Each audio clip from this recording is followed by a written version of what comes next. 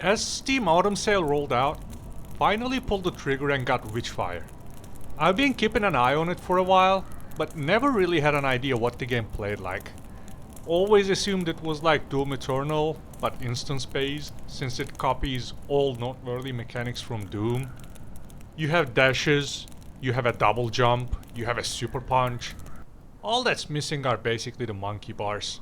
But after spending some time in Witchfire and learning the ropes, I learned one thing. This game introduces itself very wrong. Witchfire gives the impression of a fast-paced run and gun game, but in reality it's the exact opposite. It's a slow and methodical shooter with a mix of Souls-like, extraction shooter, and roguelite elements. And this faulty first impression is making a lot of people refund the game before the 2-hour window ends. Luckily, I chose to give the game more time and got to realize it's a wonderfully fun game with deep, engaging mechanics. So I wanted to make a video trying to introduce this game properly and show Witchfire to people for what it really is. To do that, first we need to pick up a poop coin, jump our way through the tutorial, and start exploring the game. When you first start the game, all you have is one weapon and one fetish, and accordingly, the game's difficulty is scaled down quite a bit. All you do is run from encounter to encounter, kill a handful of most basic enemy types, and extract from the mission. If you want access to other equipment, you need to increase what's called your Gnosis level. But here's the catch. Each time you increase your Gnosis level, the game is supposed to get more and more difficult. And as far as I know, the game has at least 5 Gnosis levels. And at Gnosis level 3, you get access to your full kit, and that's when the game shows you its true colors. And the problem is that phase from Gnosis 1 to 3, which confuses players. Although you're introduced to new game mechanics such as Calamity, the difficulty pretty much remains the same. It's the same run from skull icon to skull icon, shoot down enemies and extract during that phase. And a lot of people get bored and decide to refund the game before passing the 2-hour window. But if you give the game some time, get to Gnosis 3 and kit your character, trust me, you will experience Witchfire for what it really is. Now let me explain. Basically, starting from Gnosis 3, all new game mechanics you've been introduced to so far are thrown at you all at once. Firstly, armored enemies become a regular encounter. After that, you get elite enemies that roam the map, which makes traversal a tad bit more dangerous. On top of that, you can randomly get hunted by what's called faithful enemies, which can make life miserable for you.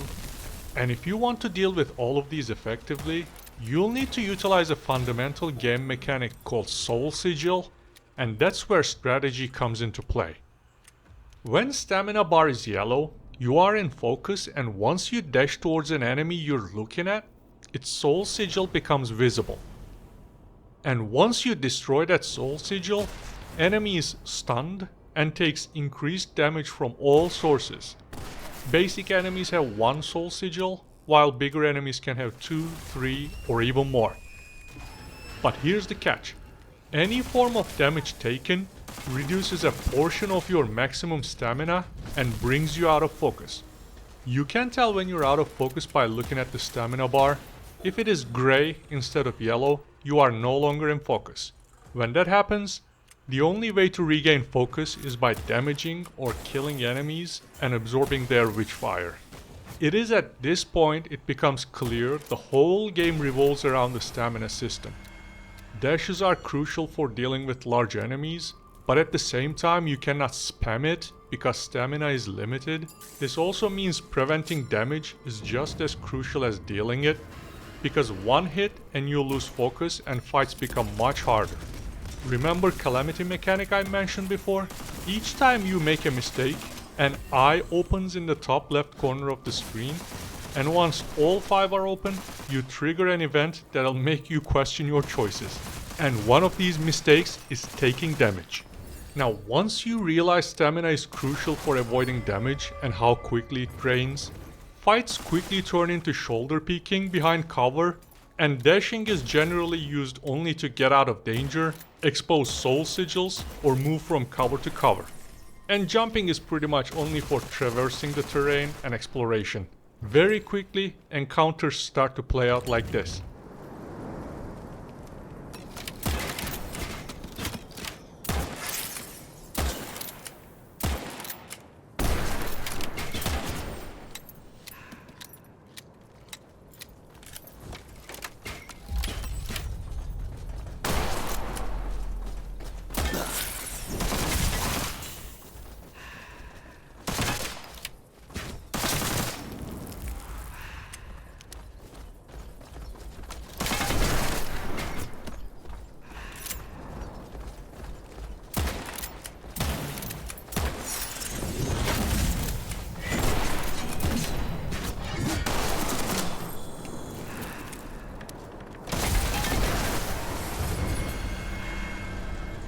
And this is only Gnosis 3, my friends. I haven't even mentioned raids, cursed chests, puzzles, prophecies.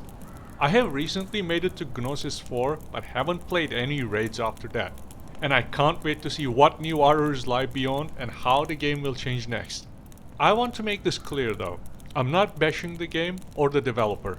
After all, that's the nature of early access. I mean, how can you properly explain a game that might drastically change in just a couple months' time? So as part of the community, I'm just trying to help fill in the gaps, because I've seen people completely misinterpret the game and refund it because of that. So if you just purchased the game, please give it some time and at least push until Gnosis 3. Witchfire is a wonderfully designed game and I'm sure you will love it. I never thought you could blend Souls-like, extraction shooter and roguelite elements so well together. Witchfire definitely deserves more love and needs to be understood better. And I hope this video helps you push through that limbo phase and you enjoy the game in return. I'll definitely be making more Witchfire videos in the future, so if you're interested, stay tuned. Thanks for watching the video and see you in the next one. Until then, peace out.